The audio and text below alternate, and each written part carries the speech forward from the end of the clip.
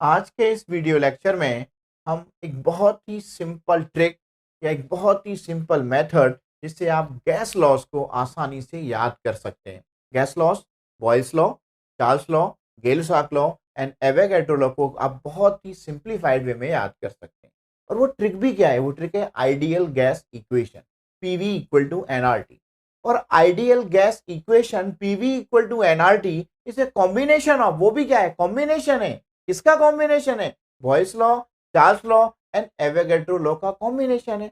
लेकिन हम पहले ये मान लेते हैं कि हमें आइडियल गैस इक्वेशन आती है, पीवी इक्वल टू एनआरटी। तो मैं बता रहा हूं अभी आपको, पीवी इक्वल टू एनआरटी, और उसी की हेल्प से हम इन सारे लॉज को बहुत ही आसान तरीके से अभी याद करेंगे। गैस लॉज, इन गैस लॉ को याद करने के लिए अभी हमने कहा है आइडियल गैस इक्वेशन को याद कर लेते हैं। आइडियल गैस इक्वेशन क्या है? P V equal to N R T is a ideal gas equation that is a combination of Boyle's law, Charles law and Avogadro law। जहाँ P प्रेशर है, V volume है और N number of moles of gas, N number of moles of gas related to mass, ये बात जानते हैं आप। Moles equal to W upon M given mass upon molar mass. R gas constant है और T temperature in kelvin है। हमने मान लिया था पहले कि हमें ideal gas equation PV equal to NRT आता है, जो कि कॉम्बिनेशन है Boyle's law, Charles law and Avogadro law को। तो हम इन सारे लॉज को आपके साथ बहुत ही एक सिंप्लीफाइड वे कहें या सिंप्लीफाइड मेथड कहें या ट्रिक कहें, उसके साथ अभी याद करेंगे आपके साथ। जो हमारे लॉज हैं वो कौन कौन से लॉ हैं? Boyle's law, Charles law, Gay Lussac law and Avogadro law. ये हमारे सब लॉ हैं, गैस लॉज। तो अभी हमने कहा था हम सारे लॉज को बहुत ही सिंप्लीफाइड वे में याद करेंगे। तो हमें पहला पॉइंट ये याद करना पड़ेगा कि हमारा जो बॉयल्स लॉ है या चार्ल्स लॉ या गेल-साक लॉ, इन तीनों लॉज में हमारा जो गैस का मास होगा वो क्या होगा? फिक्स्ड होगा। यानी कि गैस मास फिक्स्ड, या इसे आप ये भी कह सकते हैं कांस्टेंट होगा। यानी कि gas mass fix means cost means, आपने अभी हमने जो कहा आपके साथ कि गैस मास फिक्स्ड है, तो हमने यहाँ तो आइडियल गैस इक्वेशन में नंबर ऑफ मोल्स लिखा है। अगर मास फिक्स्ड है तो हमारे नंबर ऑफ मोल्स भी फिक्स्ड होंगे।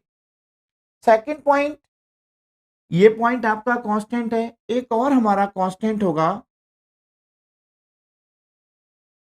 Boyle's law. नाम कह रहा है बॉयल्स, नाम में कहते हैं ना कुछ नहीं रखा, नाम ही कह रहा है बॉयल, यानी कि बॉइलिंग। किसी चीज का बॉइलिंग किस पे डिपेंड करता है? टेम्परेचर पे। तो आप उससे कोरिलेट कर सकते हैं बॉयल के साथ। वैसे तो BOYLE Boyle's name of scientist है, बॉयल्स लॉ, लेकिन हमने उसको रिलेट कर लिया टेम्परेचर के साथ। तो यहाँ पे आपका बॉयल्स लॉ में क्या कांस्टेंट होगा? टेम्परेचर। बॉयल्स लॉ में क्या कांस्टेंट है? टेम्परेचर। चार्ल्स लॉ में क्या कांस्टेंट है? प्रेशर। एंड गेल-साक लॉ में क्या कांस्टेंट है आपका? वॉल्यूम। एंड एवोगैड्रो लॉ में क्या कांस्टेंट है? जो फर्स्ट टू लॉज में कांस्टेंट था, क्या था आपका? Temperature and pressure.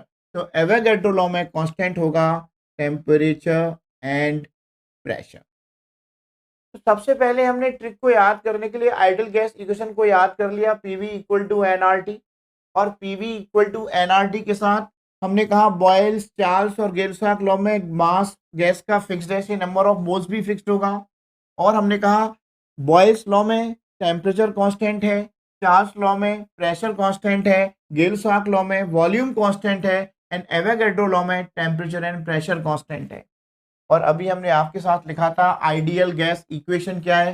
PV equal to N R T, PV equal to N R T, PV equal to N R T, PV equal to nRT। हम सभी लॉज के साथ इसे लिख देते हैं PV equal to nRT। Trick हमने याद कर लिया, यही बेस्ट ट्रिक है हमारा कि हमें सबसे पहले आइडियल गैस इक्वेशन को याद करना है, PV इक्वल टू nRT। अब इसमें टेम्परेचर कांस्टेंट था, हटा दिया हमने टेम्परेचर। आर गैस कांस्टेंट है, इसको भी हटा दिया हमने। नंबर ऑफ मोल्स हमने पहले कहा कांस्टेंट है आपके, फिक्स्ड है, तब आपने क्या कहा, P V equal to K. और पी वी इक्वल टू के ही क्या है आपका, यही मेरे बच्चों हमारा बॉयल्स लॉ है।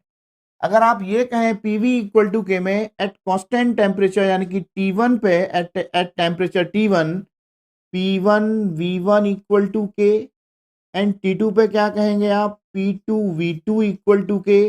दोनों को आप कंबाइन करेंगे या कंपेयर करेंगे तो क्या कहेंगे, P1 V1 equal to P2 V2 and P1 V1 equal to P2 V2 is Boyle's law. यही हमारा बॉयल्स लॉ होगा, P1 V1 equal to P2 V2। एक और बात, अगर डेफिनेशन की बात की, डिफाइन करें तो कैसे कहेंगे। अभी हमने लिखा है PV इक्वल टू के, क्या कहा है हमने, PV इक्वल टू के, तो V equal to K upon P, और कह सकते हैं V is inversely proportional to pressure. V is inversely proportional to pressure. V again देखिएगा, V inversely proportional to pressure. K आपका कांस्टेंट है, V equal to K upon P, और आप कह सकते हैं V is inversely proportional to pressure.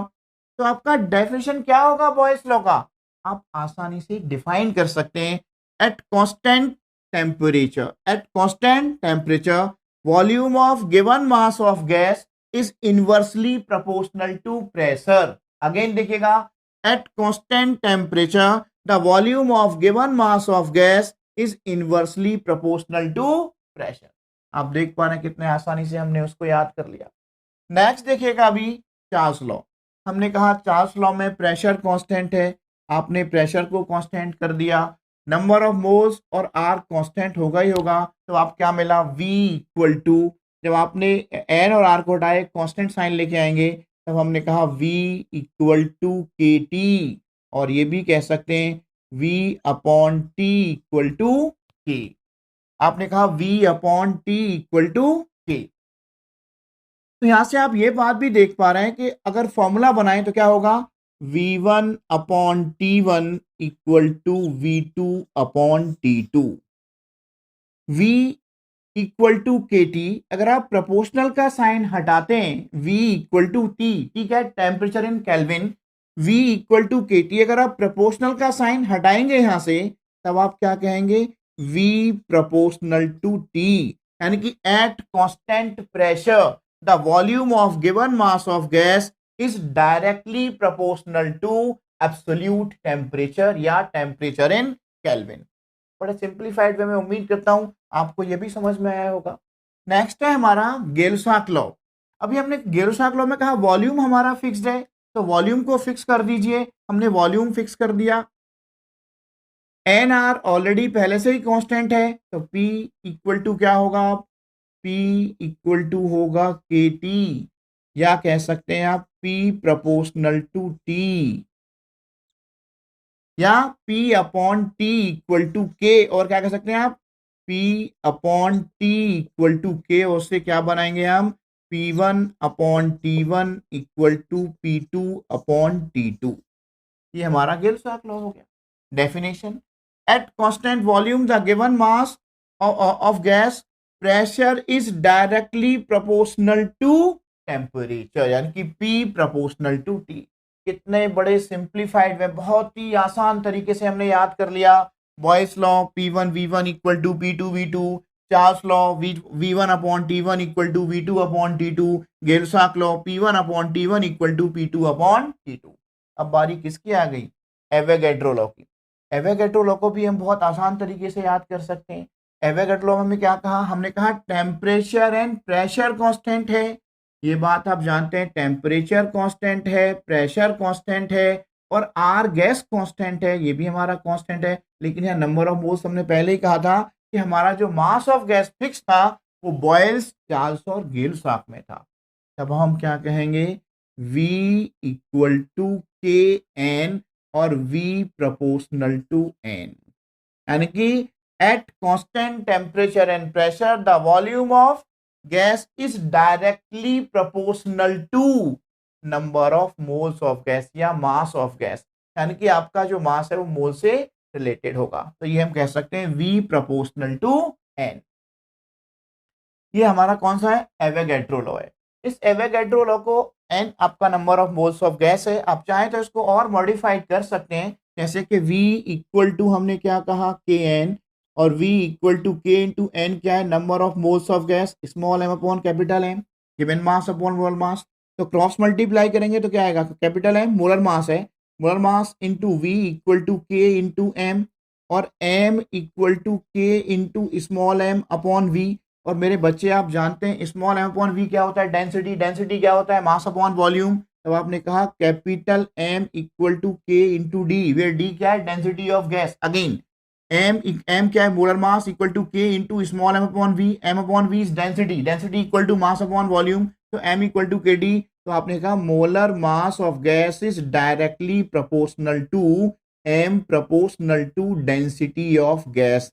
तो हमने एक और इसी के हेल्प से एक और हमने फॉर्मूला बनाया, एम प्रोपोर्शनल टू डी। उम्मीद है ये ट्रिक आपको बहुत अच्छा लगा होगा और समझ में भी आया होगा। एक बार मैं आपके साथ अगेन बता रहा हूं, P1 V1 equal to P2 V2 Boyle's law, V1 upon T1 equal to V2 upon T2 Charles law, P1 upon T1 equal to P2 upon T2 Gay Lussac law, और Avogadro law V proportional to N, और से हमने modify किया M proportional to D। इतना याद रखना है, boys law temperature constant है, चार्ल्स लॉ प्रेशर कांस्टेंट है, गेल-स्टोक वॉल्यूम कांस्टेंट है, और तीनों में मास ऑफ गैस भी कांस्टेंट है। Avogadro law temperature and pressure constant है, जो हमने बॉयल्स और चार्ल्स में लिए थे। इस तरीके से ये बहुत ही सिंप्लीफाइड वे में आप सारे लॉज को एक साथ बहुत आसानी से याद कर सकते हैं। उम्मीद है आपको बहुत अच्छे समझ में आया होगा। अगर आपको ये अच्छा लगा हमारा वीडियो तो अपने फ्रेंड्स के साथ जरूर शेयर करें, लाइक करें और हमारा चैनल भी सब्सक्राइब करें। धन्यवाद बच्चों।